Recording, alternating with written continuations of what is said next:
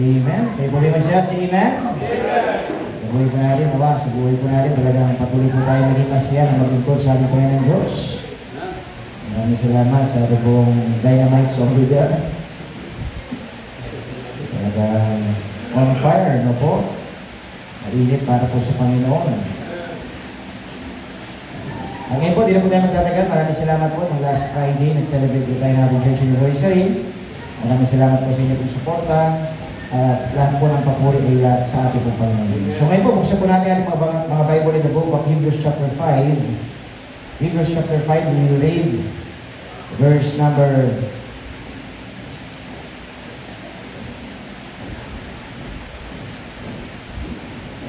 8 na lang hanggang 14. Hebrews chapter 5, we'll read verse number 8 down to verse number 14.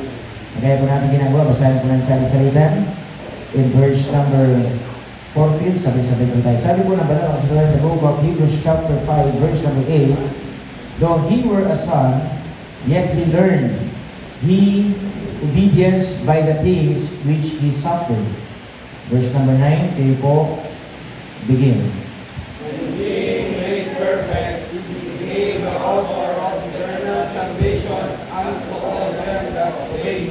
Verse number 10, called of God and high priest after the order of Melchizedek. Verse number 11, begin. Of whom we have many things to say, and a heart to be uttered, seeing ye are dull of hearing.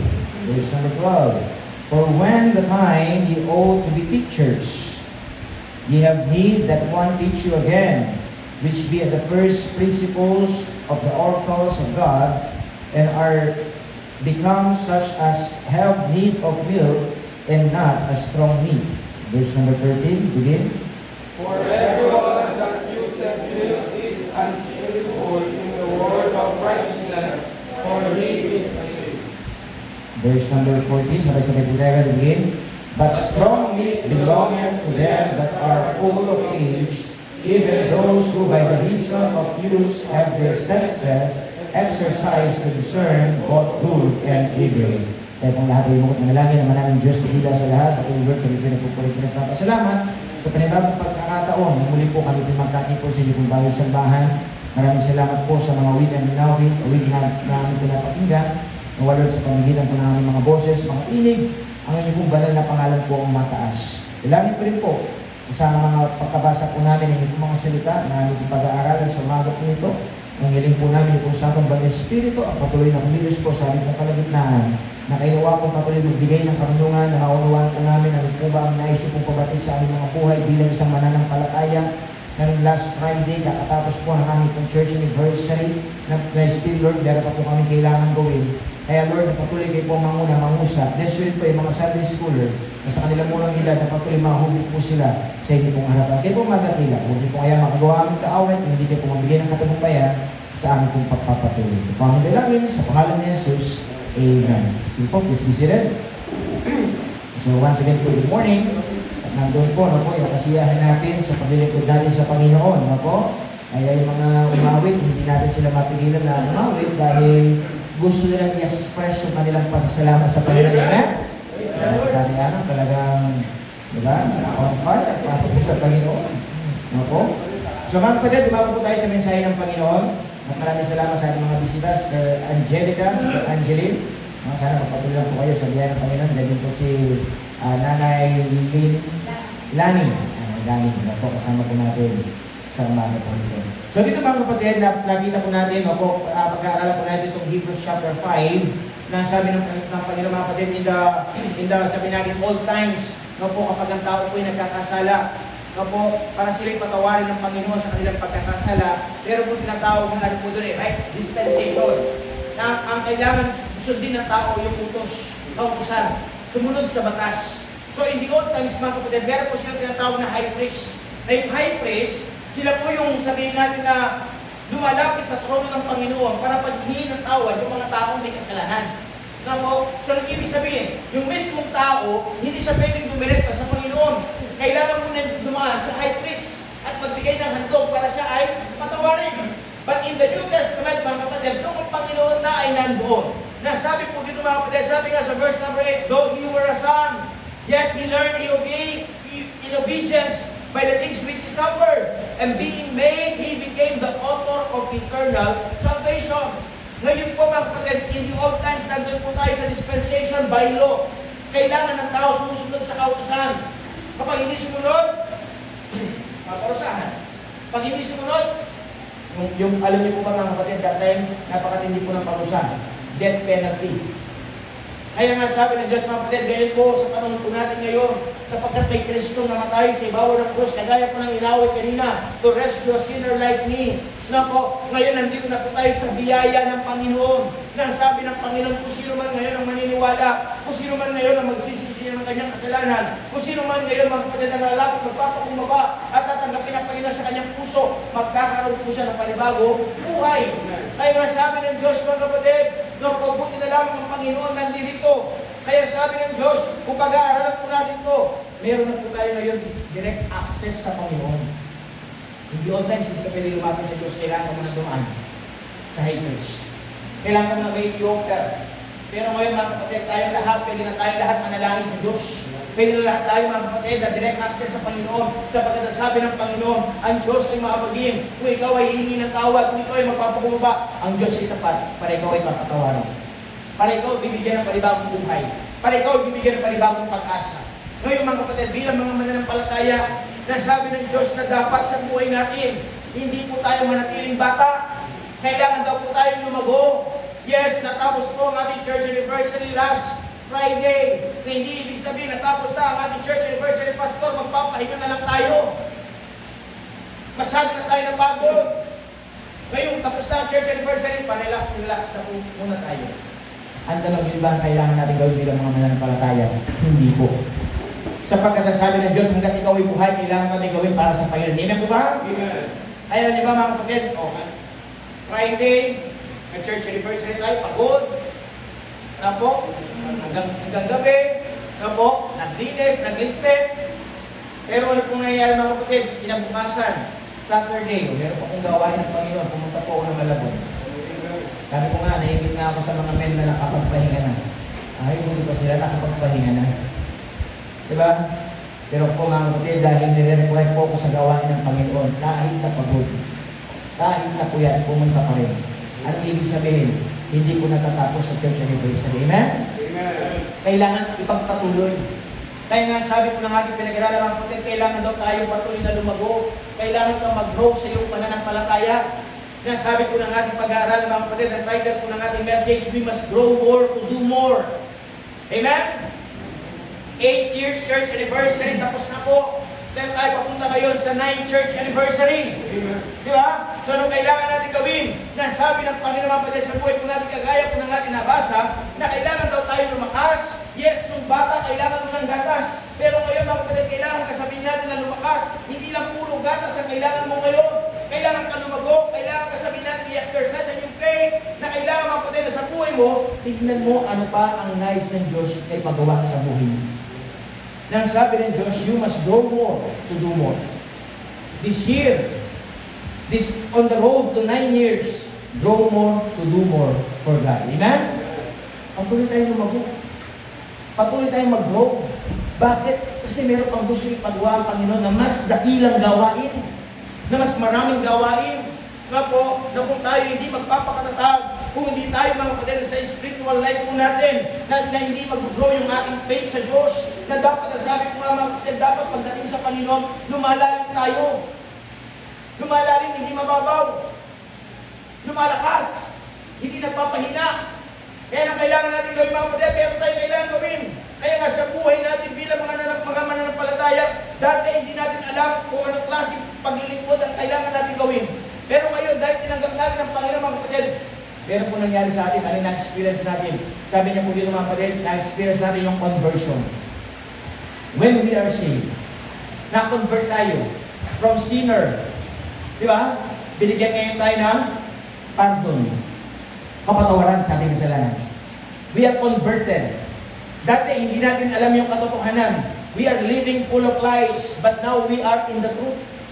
Na po, kaya sabi ng Diyos pa, pati 2 Corinthians chapter 5 and verse number 17, if any man be in Christ, he is a new creature. We are converted by the grace of God. Kaya nga sabi ng Diyos, all things are passed away. Behold, all things are become new. But the question is this, totoo ka na ba na-convert? Naranasan mo ba yung real conversion sa buhay mo? I repeat, mararanasan mo to kung talagang tinanggap mo na si Kristo sa iyong puso. Nagkaroon ka ng panibagong buhay. Nagkaroon ka ng panibagong direksyon. Nagkaroon ka, mga kapatid, sa buhay mo kung ano ba ang inyong sabihin natin na unawaan pagdating sa salita ng Diyos. Hindi lang basta conversion yung ating experience. Pangalawa po, conviction. When we began, when the Word began to work, conviction. Anong ibig sabihin ng conviction?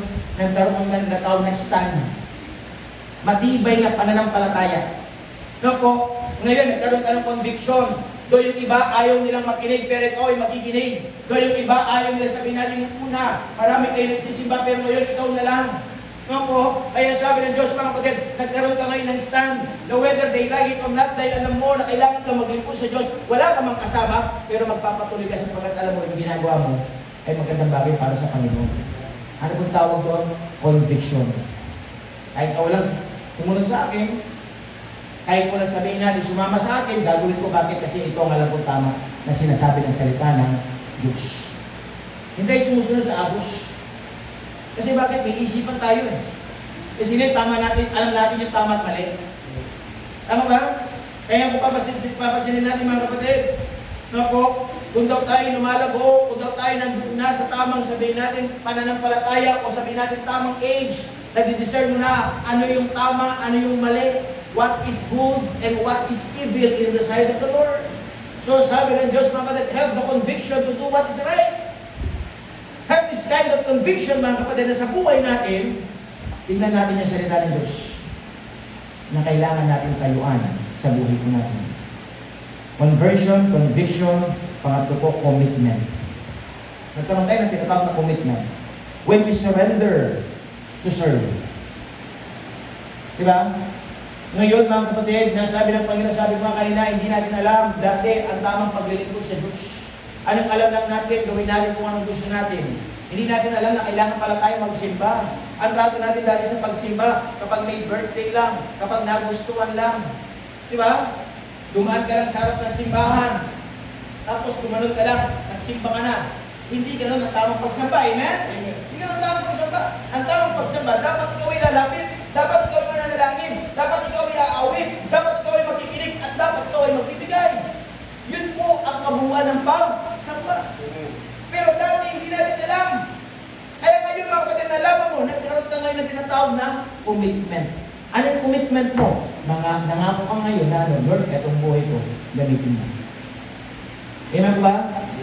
Magkaroon tayo ng commitment.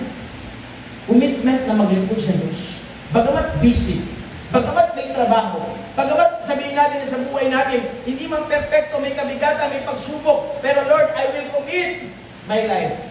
I will serve you. Amen? Sana sa buhay natin, commit natin yung buhay natin. Lord, paglilingkuran kita. Lord, sa buhay ko talagang gagawa ko ng mga bagay-bagay na ikatutuwa mo sa ating buhay. Kaya sabi ng Panginoon, mga kapatid, commitment when you surrender to serve. Sana sa buhay natin patuloy tayo maglingkod. Ako po'y nagpapasalamat, mga kapatid, kung tayo nagagawa dito. Would you imagine the preparations? Mga men, minsan nahihilo na, minsan nadadapa na. Diba? May munti kang panahulog yan. Diba? Kala namin, nabali na yung paa. Diba? Tapos na, nahulog. Bigla namin nagtabi pa. Diba? Doon sa kwarto. O, diba? O. Pero nagpatuloy lang. Amen. Patuloy na gumawa. Bakit? Kasi may commitment tayo sa Diyos eh. Amen. Meron tayong kailangan tapusin. Meron tayong kailangan gawin. Yung pagkain natin that time, kailangan sa oras eh. Minsan nga, para may nagtatanong, hindi na tayo kakain ha. Oras. No, tuloy-tuloy lang. Hanggang walang sinasabi sa pastor. Wala. Nawala. Bakit? Kasi may commitment tayo. Amen? Meron tayong kailangan gawin. Meron tayong kailangan trabahuin. Bakit? Kasi nakikita natin yung pangangailangan ng gawain ng Diyos. Sinong gagawa? Kung hindi tayo. Amen? Hindi naman natin pwedeng asahan kahit lahat. Hindi sila magkakaroon ng concern sa gawain ng Diyos. Sino magkakaroon ng concern? Tayong nasa loob. Amen? Tayong kabilang sa gawain ng Diyos. Kaya maraming salamat mga kapatid sa lahat na nagtrabaho, sa lahat na nakiisa, sa lahat na nagsabi natin tumulong. Nakita ng Diyos, talagang may commitment siya. Handa siya maglingkod sa atin. Ano ba mga kapatid? Number 4, conversion, conviction, commitment, commencement. When we started in the ministry. Nakapagsimula na po tayo. Amen? Pagpatuloy na lang po natin. Anong ibig sabihin? Sa bawat takbuhan na ating ginagawa, dahil meron tayong inumpisahan, meron po tayong kailangan tapusin. Dahil meron tayong inumpisahan, meron tayong kailangan ipagpatuloy. Na darating yung time mga kapatid, na sabi ng Panginoon sa buhay po ng bawat isa, ang Lord natin ay hindi po siya sabihin natin liko para kalimutan lahat ng ating ginawa. Hebrews chapter 5 and verse number 12. Pakibukas mo nga sis. Hebrews chapter 5, di wala yung panyo yan.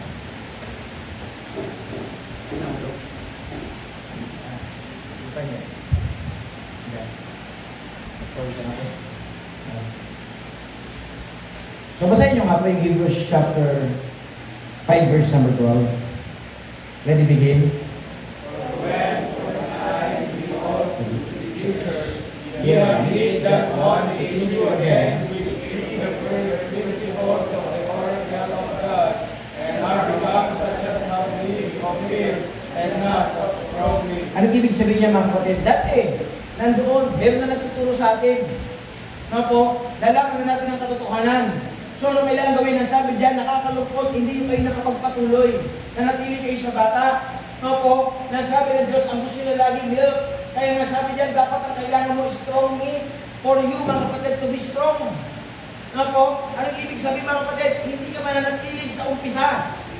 Hindi ka mananatiling baby. Na dapat sa buhay natin, mga kapatid, lumago tayo sa ating pananampalataya. Na sa buhay natin, maunawaan natin, meron tayo, kailangan tayo magpakalakas, kailangan tayo magpakatatag, sapagkat yung pagsubok yung problema, alam niyo po ba, habang tumatagal, mas lalo pong bumibigat, mas lalo tumitindi, at mas lalo humihirap. Paano na lang kung hindi ka magiging malakas? Paano na lang kung hindi mo ihahanda ang iyong sarili? Kagaya si Brother Darren. Si Brother Darren papasok na doon sa pagpe-training. Kung hindi niya ipiprepare ang kanyang sarili. Tama? May ihirapan siya. Kasi bakit? Pag nasa loob ka na ng training, mahirap. Ngayon, makakakain ka sa gusto mo. Pag nasa training ka na, hindi na. O, titignan mo yung katawan niya, ganyan. Pagka-graduate niya, mga kapatid, baka ganyan. Diba? Diba? Kasi ganun eh. Anong ibig sabihin? Kailangan mo paganda. Ganun din po sa buhay ng tao. Kayo mga bata, bakit kayo tinuturuan? Bakit kayo sabihin natin nag-aaral? For us, mga kapatid, someday, kayo lalaki, kayo magkakaroon ng pamilya. Dapat malaman niyo na kung ano yung gagawin. Ang tawag po doon, continuity. Pagpapatuloy sa ating paglago. Hindi tayo mananatiling bata. Kaya nga sabi ng ating pinag-aralan mga kapatid sa buhay natin, kailangan tayo patuloy na lumago sa ating Christian life. I repeat, we are on the road to 9 years as a church. 9 years as a church. Tapos na po yung 8 church anniversary. Pastor, hindi ba tayo pwede magpahinga? Tapos na yung 8. Sa gawain po ng Panginoon mga kapatid, nagpapatuloy. Anong kailangan pagandahin? 9 church anniversary. Ano sabi ng ating tema? Grow more to do more. Tama ba? Isn't it? Kung Friday, nakita niyo yung mga lapses natin. Anong ibig sabihin? Isn't it? Meron pa tayong kailangan i-improve. Meron pa tayong kailangan ayusin. Hey, bang, dapat sa susunod pala, ganito, dapat hindi pala ganun, dapat, di ba? Kasi bakit? Kasi nakita natin, anong ibig sabihin? Huwag tayong masatisfy sa nagawa natin nung Friday. Meron pa tayong kailangan i-enhance. Meron pa tayong dapat pag-isipan pa ng maayos. Anong ibig sabihin mga kapatid? Yun nga sa Christian life natin, yung patuloy tayong mangarap sa gawain ng Diyos, sa susunod, mas aayusin pa natin. Amen? Sabi ng mga nakapunta, maganda, mas masaya. Blessing. Sabi nga ng guest speaker natin, di ko sukat akalain na yung ministry mo, ganun. No? Nagpapasalamat sila sapagkat nakita nila sa biyaya ng Panginoon. Nagpapasalamat din yung ibang mga churches sapagkat sila'y nakadalo. Ako, tayo lang yung mga nag-i-invite na kung ilan ang gustong pumunta, pwede. Amen po ba? Hindi dahil si Pastor Enerbon ay mayabang. Amen? Kasi bakit? Kasi nga alam natin ang biyaya ng Diyos ay sapat. Pwede tayong gamitin. Na po kayo lagi ko sinasabi, sige po, kahit ilan ang gusto pumunta, pwede. Basta sabihin nyo lang yung bilang. Kasi pakakainin lang namin kayo, di naman namin kayo bubusugin. Di ba? But could you imagine, busog na busog po sila. Amen? Kasi bakit? Nagpo-provide ang Diyos. Ang Diyos natin, nakikita niya ang pangangailangan. Sinong gagamitin niya? Ang bawat isa. Amen po ba? Kaya nga sabi ng Diyos, mga kapatid, in our Christian life, dapat patuloy tayong lumago. Para mas lalo pa mahigitan pa natin yung ginawa natin ng Friday sa 8th church anniversary. We're praying on the 9th church anniversary natin, mga kapatid. Mas ayusin pa natin. Mas pagandahin pa natin. Mas sabihin natin, talagang gawin natin na maayos. Gagawin natin to hindi para magmayabang, kundi para makita natin biyaya ng Diyos. Kaya namin ito nagagawa. Di man tayo mayaman. Kung titignan natin yung sarili natin, di naman tayo mayaman. Tama ba? Minsan nga kakapakasalusa mo. Diba? Pinakalalim-lalim mo na. Diba? Minsan nga, pati yung kamay mo, lumabas na. Nabutas na pala. But could you imagine, by the grace of God, pwede pala tayo gamitin ng Diyos. Ano kailangan natin gawin? Paghandaan. Magpapakalakas ako, magpapakatapat. Ang hamon ng buhay, napakarami. Kaya kailangan gawin? Meron lang kailangan ayusin sa ating buhay. Kaya sabi ko ng ating pinag-aralan, mga kapatid, magpatuloy ka lang lumago para mas lalo marami ka pang makuha sa biyaya ng Panginoon. Kaya sabi ko ng ating pinag-aralan, mga kapatid, there is point number 1, the requirement for growing more. May requirement para ikaw ay lumago. Mas lumago ka pa. Anong kailangan mo, mga kapatid? Una, there must be a heart for growth. Pero ka dapat pusong lumago, pusong matuto, pusong mag-grow. Bakit, mga kapatid? Bakit, Pastor? Hindi ba lahat ng mananampalataya may pusong lumago? Opo, hindi po lahat may pusong lumago. Yung iba, mga kapatid, ang gusto lang nila, itrato silang bisita lagi. Oh, bisita ako. Kuha mo ko doon. Di ba? Anong ibig sabihin? Walang pusong lumago. Hindi ba kayo nag-aasam someday, kayo naman yung nagsaserve? Tayo naman, mga kapatid, ang kabilang. Anong ibig sabihin? Part tayo ng family. Part tayo ng member. Anong ibig sabihin? Dati, kapag bisita ka kasi, mga kapatid, ikaw yung sabihin natin, oh, dito ka, sit down ka, bibigyan ka ng pagkain, bibigyan ka ng inumin. Tama ba? Di ba naranasan niyo po yan? Kung kayo bago-baguhan. Oh, pero ngayon, kung kayo lumago na sa inyong pananampalataya, nalaman niyo na meron pala kayong dapat gawin. Anong ginawa niyo? Hindi na kayo nakasiting pretty. Diba? Kasi pag bisita, kasiting pretty. Wala, sinaserve lahat. Pero ngayon, mga kapatid, siya na kayo sa mga nagdidiwa. Diba? Isa na kayo sa mga nagwawalis. Napo, isa na kayo sa mga nag-aayos. Diba? Dati patingin-tingin, pag bisita kasi ganyan, patingin-tingin lang. Ganyan-ganyan lang. Diba? Pero pag lumago na yung pananampalataya, isa ka na sa gagawa. Amen. Bakit kasi nga, naunawaan mo na? Hindi ka lang basta pala manatiling bisita. Amen po ba? Hindi ka lang sabihin natin na nandun ka lang, paupo na, ikaw lang siniserve. Dati pala yung punto, ikaw naman pala magsiserve. Ikaw naman pala mag-aabot. Na po, ikaw na pala yung nasabihin natin magtataraya ng pagkain. Ikaw na pala yung magbibigay ng tubig. Dati, mga kapatid, kung papansinin nyo, mga kapatid, dati wala naman, hindi naman tayo nire-require na magbigay. Tama ba? Pero dahil lumago na tayo sa ating pananampalataya, nakita natin, Pastor, bakit ako hindi ako, wala akong pangalan dyan? Bakit wala akong commitment? Diba? So magkakaroon tayo ng desire, Pastor, pwede ba ako sumali? Pwede rin ba ako magbigay? Pwede ba ako mag-participate? Bakit? Kasi nga nagkaroon ka ng pusong lumago. But I repeat, hindi lahat ng mananampalataya may pusong lumago. Gusto nila, lagi na lang itrato ang kanyang sarili. Bisita. Pwede pa muna ng tubig. Pwede pa ng ano. Yung lagi na lang nag-uutos. Kasi bakit? Walang pusong lumago. Pero kapag may puso ka lumago, mga kapatid, ikaw na ngayon ang titilos. Kaya nga sabi ko, Para bang doon sa Manila, may nagbabasketball. Sa Manila po kasi mga kapatid, iba't iba yung mga strategy ng mga churches. May church po kasi doon sa Pasay, yung church po nila is 5th floor. Yung pinaka 5th floor po nila, basketball po. Talagang maganda. Po. So ngayon, inopen po nila yun sa public. May requirement, bago maglaro, may Bible study. No?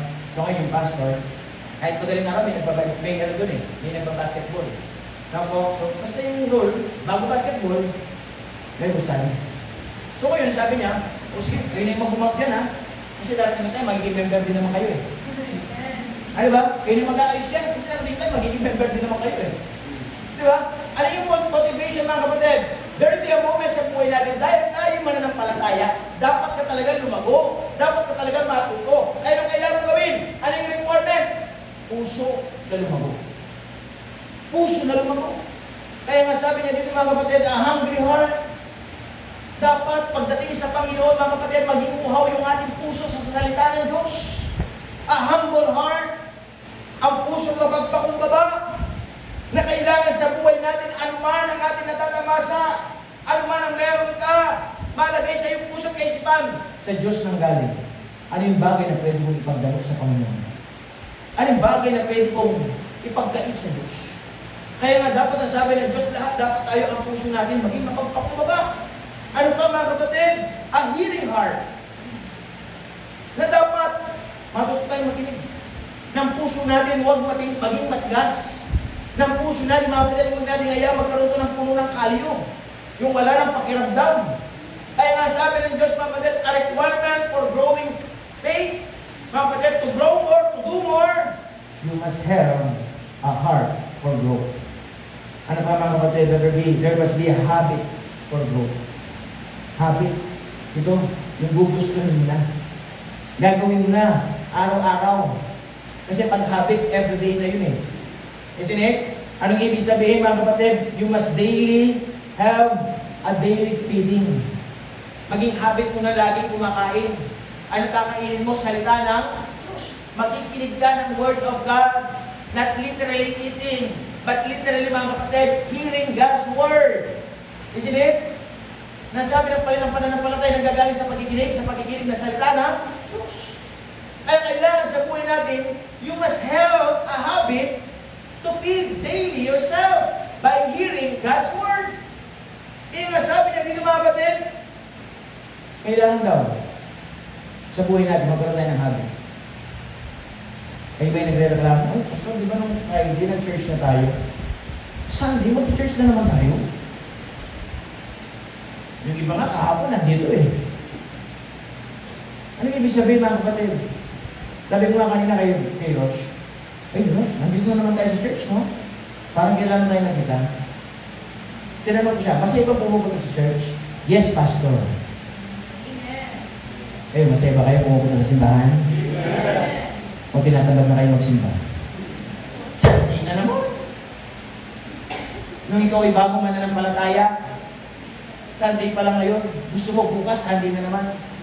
Kasi bakit? Nandun ang iyong joy, nandun ang iyong kasiyahan, nandun mga kapatid ang iyong pananabik, na ikaw ay maglingkod. Kasi bakit? Nakita mo yung totoong buhay, na ikaw ay naglilingkod sa Diyos, yung kasiyahan, naglilingkod sa Panginoon. Sad to say, pag tumatagal na, Sunday na naman. Sabado pa lang dati, nakaprepare na yung mga damit. Yung isusuotin. Pero pag tumatagal na, wala nang preparation. Kaya nga sabi ng ating pinag-aralan mga kapatid, have this kind of habit. You must feed God's Word. Di ba? Discipline following. Di ba? Yung dapat magkaroon ka ng habit na kailangan nila i-discipline mo ang iyong sarili. Na kailangan sa buhay mo mga kapatid, disiplinahan mo. Anong kailangan natin kunin? Anong kailangan natin bitawan? Tayong lahat, mga kapatid, sabi dito ngayon lagi sinasabi tayong lahat ay matututunan tayo sa bawat isa. Ang kunin mo, yung ikakabuti ng iyong buhay. Yung ikalalago ng iyong pananampalataya. Itapon mo yung mga bagay na hindi maganda. Tama ba? Meron. Kung you imagine, kung tayo lahat, kukunin lang natin yung maganda. Tapos mo yung pangit. Tama ba? Yun ang kailangan natin. Tayo lahat may pangit na kinaugalian. May pangit tayong pananalita. Huwag mong kukunin yun. Anong kukunin mo? Ang maganda. Amen? Nang sa ganun sa buhay natin, mga kapatid, yun ang lumabas sa atin. Kaya nga sabi niya dito, mga kapatid, diligent functioning. Yung ba nandoon na ikaw ay magkakaroon ng sinasabing tinatawag na magiging masnuring kang tumupad ng iyong purpose. Magpa-function ka ayon sa bagay na binigay ng Diyos sa iyo. Sabi ko nga na nakaraan, ang gawain ng Panginoon, pagpo-provide kung anong kailangan niya. Ang church natin, akala nila na-architect ito. Akala nila talagang binuhit. Dumaan sa kontrakto. Sabi mahal. DPWH. Diba? Ang lagi sinasabi sa kanila, hindi po pastor, dinodrawing ko lang po yan. Diba? Dinodrawing na lang. Diba? Sister Joy, siya in-architect na. Pero dinodrawing ko na yan eh. Nilagay niya lang sa AutoCAD. Diba? Inaayos niya. Nga po, nangailangan, gusto ko salamin. Kung nagpadala ng Diyos, gumagawa ng salamin. Kailangan na nga ayusin yung kuryente. Nagpadala ng electrician eh. Ganyan yan eh. Diba? Kung ano yung kailangan sa gawa ng Diyos, magpapadala. Diba? O, may nag-ayos sa mga nagpadala ng teacher. Diba? Kaya nga ang Diyos, mga kapatid, o, kailangan, kaya ito, pinadala ng Diyos. Sige. Diba? Ang taas tayo eh. Kaya nahirapan na ako sumampi eh.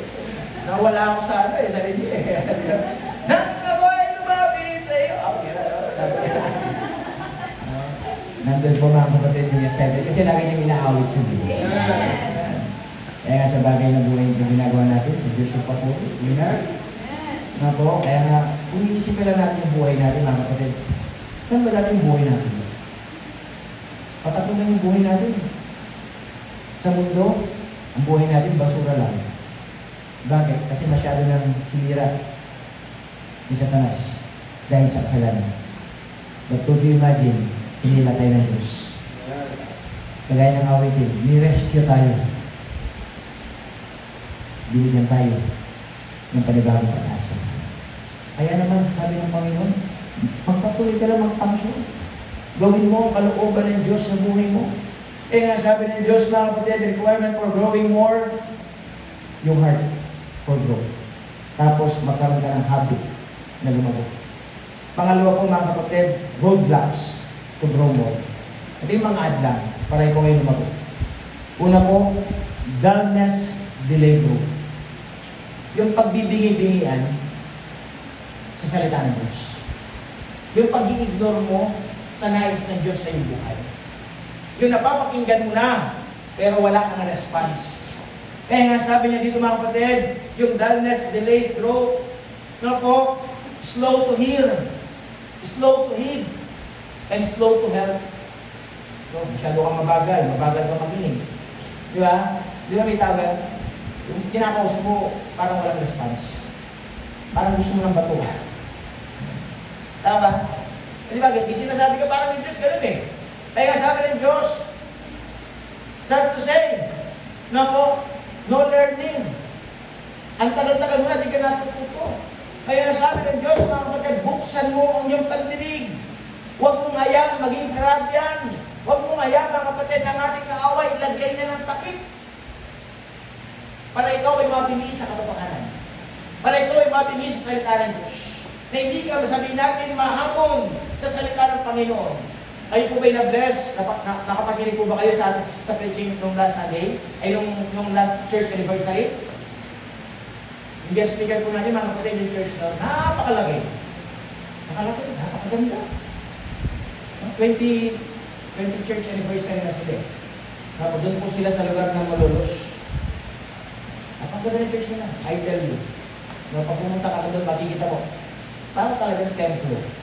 Puno ng precast. Napakaganda. Na po, ang dami niyang member. Ano ibig sabihin ng mga kapatid? Yung message niya sa salita ng Diyos, napatunayan niya sa kanyang sarili. Na-experience niya na ang biyaya ng Panginoon sa kanyang buhay. Kaya nawa mga kapatid, don't miss the opportunity to hear God's word every preaching. Ano ba yung lagi sinasabi ng salita ng Diyos? Mga kapatid, sabi natin yung service and answer. Tayo na pagdadako sa pinakamahalagang bahagi ng pananambahan. Ano yung pinakamahalagang bahagi sa pananambahan? Salita ng Diyos. Yes, mahalaga ang kanta. Ito nakakalungkot. Sa ibang simbahan, mas marami ang kanta. Mas marami yung tutugin, mas marami yung kanta. Kunti na lang ang gusto nilang pakikinig na salita ng Diyos. Minsan, ang tao pa ang nakikinig. 10 minutes lang ha. Pag sumubra ka sa 15 minutes, papalitan ka na. Di ba? Kasi bagay. Kasi may mga churches, hindi si pastor ang nasusunod, mga member. Si pastor, pwede paalisin kahit anong oras. Sa simbahan po ito, mga kapatid, hindi po ganun. Amen? Hindi po tayo democratic sa church. Sa form of government po natin, theocratic. Anong ibig sabihin ng pastor? Pag sinabi natin theocratic, ang Diyos ang naglalagay. Ano po ba? Hindi kailangan pagbuto-butuhan. Pag sinabi natin democratic, ang mukha yung government natin democratic eh. Pagbubutuhan. Kung sino yung majority, siya yung panalo. Diba? Pero sa church natin, hindi. Ang naglalagay ay ang Panginoon. Kamukha po sa akin. Sino naglagay sa akin dito? Hindi naman sinabi ni Pastor Ramirez, o sige, pumunta ka sa lugar ng San Manuel. Hindi. Hindi niya man alam yung San Manuel eh. Hindi man niya alam yung Tarlac City. Hindi alam ang lugar na ito. Na po, sino naglagay sa akin dito? Ang Panginoon. Bakit? Kasi nga, gawain ko ng Diyos. So, ang ibig sabihin mga kapatid, nang sabi ng Panginoon sa buhay natin, makinig ka lang. Unawain mo, salita ng Diyos. Patuloy mo naisip. Ano ang nais ng Diyos ipagawa sa atin? I repeat, ano po yung pinakamalaga sa service, sa paglilingkod natin? Pagpapahayag ng salita ng Diyos. So therefore, don't miss the opportunity to hear God's word. I repeat, singing is good, pero walang papalit sa salita ng Diyos. Amen? Kasi dito tayo lalakas, dito tayo makakaunawa, dito tayo maliliwanagan. Nakakalungkot sa ibang mga churches pagkatapos silang kumanta. Diba? Nagkanta-kanta mga kapatid, pagkatapos yung mga singer nila lalabas. Magpipreach yung kanilang pastor. Anong ginawa nila? Nag-perform lang sila. Tapos sa yung performance nila, natabas na sila. Kaya anong nangyari? Walang growth. Sa church po natin, sa mga kumakanta, hindi lang po performance. Amen? Service ang tinatawag po natin. We serve to the Lord. We glorify to God. Mga kapatid, na sa buhay na luway, bakit natin ginagawa? Kasi nga gusto natin, tayo ay lumalago. So therefore, you must hear God's word. Keep on hearing. Kaya sabi ni mga kapatid, don't be slow to hear.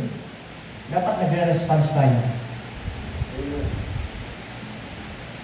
Naintindihan niyo po ba sa salita ng Diyos? Naunawa niyo po ba? Parang konti lang natin nagre-response eh. Sabi ko nga, patay lang yung hindi nagre-response. Amen? Buhay po ba kayo? Amen. So, ibig sabihin, dapat nandun yung focus natin. Nagre-response tayo. We say Amen! Amen. Nagre-response tayo. Nag-agree tayo. Amen means you agree with God. You are moved with God. And you may end with God. Kaya nung kailangan natin gawin mga kapatid, I repeat, there are roadblocks sa buhay ng ating paglago.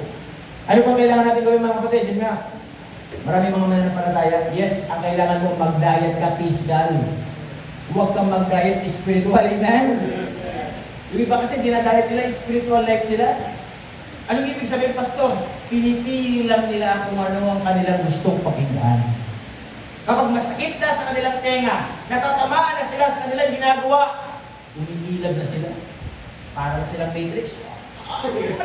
Para matrix na, umiilag. Anong ibig sabihin? Dinadayat nila yung spiritual life nila. Alam nyo ba ang kailangan natin ngayon when we hear God's word? Kunin po natin lahat. Kainin natin lahat. Di ba mga kapatid, sabi nga po sa inyo sa buhay natin, sa Panginoon, dapat para tayo isang sponge. Alam mo yung sponge? Yung sponge na walang laman. Na kapag nilagay yung tubig, i-absorb mo lahat. Tama ba? Kasi bakit? Tinake mo yung sarili as an empty. Anong gusto mong i-emphasize mga kapatid? When we hear God's word, ilagay mo sa yung puso ng Ispan, Lord, wala pa akong alam. So therefore, pakikinig ako. Pakikinggan ko lahat yan. Kukunin ko lahat yan sapagkat yan ang nais mong ibigay sa atin. Amen?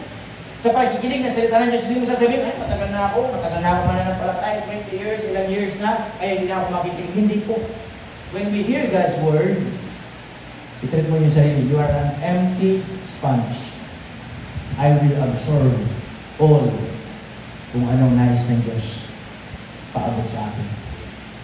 Kaya nga sabi niya dito mga kapatid, don't diet yourself in spiritual life. Gusto nilang iba, milk only. Yung parang iniele. Diba? Kapag nire-review na kung pinagsasabihin na, ayaw na nila. Kapag tinuturuan na, sinasabihin na kung anong tamang gawin, dapat nilang gawin, ayaw na nila. Mga kapatid, paano ka lalakas? Paano ka tatatag? Sabi ko nga kanina sa inyo, may mga churches, yung pastor kapag nagsalita ng sabihin natin medyo natamaan, sige, paalisin. Diba? Kaya nga minsan may mga pastor, siyempre dahil sabihin natin democratic yung form of government nila, hindi sila nagsimula ng church. Na po, for hire lang sila. Kasi may mga pastor na gano'n, for hire lang. Kunwari, meron isang member. Ang tawag po sa kanila kasi ang tawag talaga ng mga deacons. But later on, naging demons. Bakit? Kasi nga pinapatalsik yung pastor. Pag natamaan yung deacons, mga kapatid, kunwari, parang na-feel niya na siya yung pinariringgan, o sabi natin pinatamaan, o sa susunod, wala na yung pastor na yun. Papalitan na siya. Anong ibig sabihin? Para magbinubusalan. Kung kailangan sabihin. I tell you mga kapatid, in this church, kung ano ang tama sasabihin, amen? Masakit man, ayaw mong pakinggan, pero ang salita ng Diyos, patuloy lang mahahayag. Why? Because we are not pleasing people. Kaya nga huwag tayong mamili. Eh sa buhay natin mga kapatid, ganyan naman si pastor, ayoko yung pastor na yan, nagsasabi ng matigas sa kasalanan, masyado ko nasasaktan, masyado ko natatamaan. Sabi na nga ng Panginoon, paano ka lalakas, paano ka magulo, paano ka magbabago, kung ano pa, mamimili ka lang ng iyong pakikinggan. Kaya nga sabi ng Diyos mga kapatid, ang kailangan natin, heart preaching! Hindi parang hinihili. Kaya may hinihili, parang nagpapatulog. Ang totoong mga ngaral mga kapatid, sasabihin ng tama, kahit kung masaktan ka. Bakit? Hindi naman namin salita, sinasabi namin, salita ng Diyos. Natatamaan ka, nasasaktan ako, bakit? Kasi nga, meron na nais ipaabot na sa ang Panginoon sa atin. Kailangan natin magbago, kailangan natin magayos. Kailangan natin sabihin natin, tanggalin yung mga bagay, sapagkat yan ang salot sa buhay natin. Yan ang sumpa na sumisira ng ating buhay. Kaya nga sabi ng Diyos, hindi mo nakukuha ang right blessing. Bakit? Kasi may mga bagay-bagay ka pa na pilit pina-embrace na mali. Kaya nga sabi ng ating pinag-aral mga kapatid, huwag ka lang mamili ng iyong pakikinggan. Kailangan mo ng meat. Isilit mo yung mga menu. Diba? Sige, dito. Pag kumakain niya, lahat ng gulay, ipatabi. Kaya. Diba? Namimili ng kinakain. Dapat hindi gano'n. Amen? Yung iba, yung carrots, tinatabi. Hindi na kumakain ng carrots. Diba? Kaya nga marami mga bata, ang hihina ng katawan. Na po, bakit? Kasi nga pinipili lang nila kung ano ang kinakain. So, dahil, ang gusto mong layat, fried chicken. Kaya darating tayo, matutulog ka sa fried chicken. Kumain ka ng gulay. Di ba? Huwag tayong mamili. Yung sinasabi ko mga kapatid, may menu na eh. Yung menu, yun na yung kainin mo, huwag ka na mamili. Di ba? Yun na nakahapag. Pagdamutan mo kung nandyan, kung ano nandyan. Amen po ba? Ganun po sa salita ng Diyos. Kung ano ang napapakinggan mo, yun ang iyong tanggapin.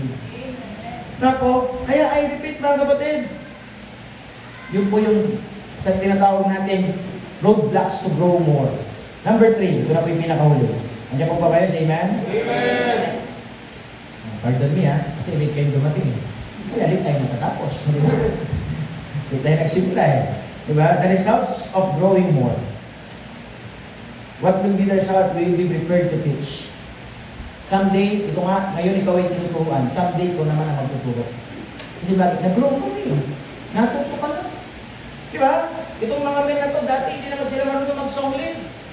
Di ba? Si Brother Carlos, no? Ilang taon nang hindi nagsisonglib dyan. Kaya nung kanina talagang may